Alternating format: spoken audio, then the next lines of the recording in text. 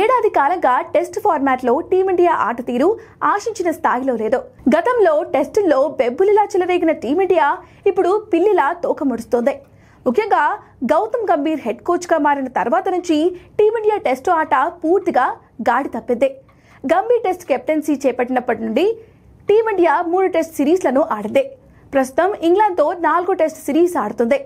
ఇంగ్లాండ్తో test series గెలిచే అవకాశం లేదు. చివరి టెస్ట్లో టీమిండియా నెగ్గితే సిరీస్ను డ్రా చేసుకునే అవకాశం ఉంటుంది. ఓడితే మరో సిరీస్ పోతుంది. వరుసగా 3 సిరీస్ను కోల్పోయినట్లు అవుతుంది.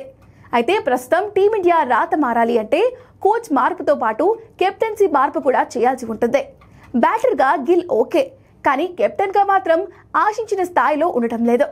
ఈ నేపథ్యంలో గిల్ను కెప్టెన్గా తప్పించి శ్రేయస్ అయ్యర్కు అప్పచెపితే బాగుంటుందని అభిమానులు అభిప్రాయపడుతున్నారు. ఐపీఎల్లో శ్రేయస్ అయ్యర్ కెప్టెన్గా తనను తాను నిరూపించుకున్నాడు. గత సీజన్లో కేకేఆర్ను ఛాంపియన్గా నిలబెట్టాడు. ఈ సీజన్లో పంజాబ్ కింగ్స్ను ఫైనల్ వరకు చేర్చాడు. అయ్యర్కు కెప్టెన్సీ ఇస్తే 3 ఫార్మాట్లో జట్టును నడిపించగలుగుతాడు.